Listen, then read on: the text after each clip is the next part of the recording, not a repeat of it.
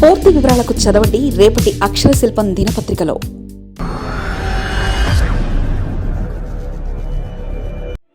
చమురు సంస్థల గుండెకోత, నష్టం 30,000 కోట్లు. అస్థిరమైన ఇంధన మార్కెట్.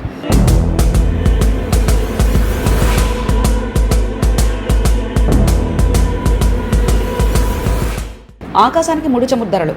దేశీయంగా ధరలు పెంచకపోవడంతో నష్టాలు. అంతర్జాతీయ రాజకీయ ముఖ చిత్రం మారుతున్న వేళ దేశీయ చమురు రంగం పెను సంక్షోభంలో కూరుకుపోయింది. పశ్చిమాసియాలో ముదురుతున్న యుద్ధ మేఘాలు, అంతర్జాతీయ మార్కెట్లో ఆకాశాన్ని తాకుతున్న ముడి చమురు ధరలు దేశీయ చమురు విక్రయ సంస్థల ఆర్థిక పునాదులను కదిలిస్తున్నాయి. కేవలం కొన్ని నెలల వ్యవధిలోనే ఈ సంస్థలు సుమారు 30,000 భారీ నష్టాన్ని మూటగట్టుకోవడం ఇప్పుడు దేశ ఆర్థిక వర్గాల్లో తీవ్ర ఆందోళనకు దారితీస్తుంది.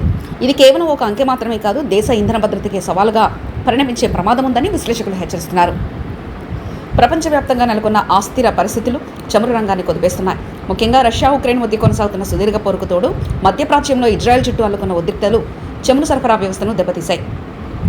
అంతర్జాతీయ మార్కెట్లో ముడి చమురు ధరలు ఊహించిన రీతిలో పెరుగుతుండటంతో దిగుమతి వ్యయం భారీగా పెరిగిపోయింది.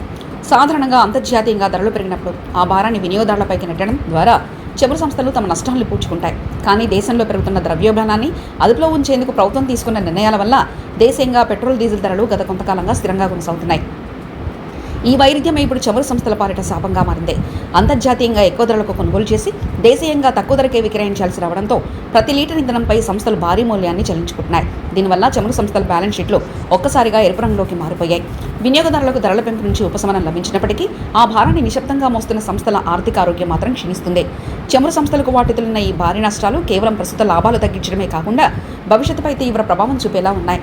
శక్తి స్వావలంబన దిశగా భారత్ అడుగులు వేస్తున్న తరుణంలో వ్యూహాత్మక ప్రాజెక్టులకు నిధుల కొరత ఏర్పడి ముంపు పొంచి ఉంది.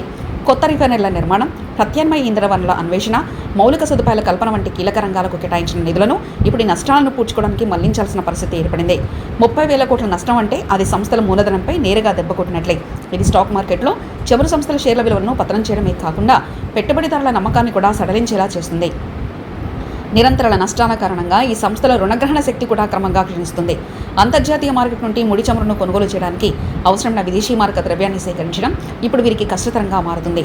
అప్పుల కోసం బ్యాంకులపై ఆధారపడడం వల్ల వడ్డీ భారం పెరిగి అది సంస్థల మనుగడని ప్రశ్నార్థకం చేసే ప్రమాదం ఉంది. ఒకవేళ అంతర్జాతీయ పరిస్థితులు చక్కబడక ధరలు ఇలాగే కొనసాగితే అది దేశ ఆర్థిక వ్యవస్థపై పెనుభారంగా మారుతుంది. చమురు సంస్థలను గట్టెక్కించాలంటే ప్రభుత్వం పన్నులను తగ్గించడం లేదా భారీ స్థాయిలో సబ్సిడీలను ప్రకటించడం మినహా మరో ప్రత్యామ్నాయం కనిపించలేదు. అయితే ఇది ప్రభుత్వ ఖజానాపై లోటును పెంచి ఇతర సంక్షేమ పథకాలపై ప్రభావం చూపే అవకాశం ఉంది. దేశ ఇంధన భద్రతను కాపాడుకోవడం ఇప్పుడు తక్షణ కర్తవ్యం. గ్లోబల్ ఎనర్జీ షాక్ వల్ల తలెత్తిన సంక్షోభం కేవలం కార్పొరేట్ నష్టంగా చూడలేమని నిపుణులు పేర్కొంటున్నారు. ఇది దేశంలోని ప్రతి సామాన్యుడి రవాణా, నిత్యావసర వస్తువుల ధరలతో ముడిపడి ఉన్న అంశం. ఇటువంటి విపత్కర పరిస్థితులను ఎదుర్కోవడానికి ధరల నిర్ణయ వ్యవస్థలో మరింత పారదర్శకతను తీసుకురావాలని నిపుణులు సూచిస్తున్నారు.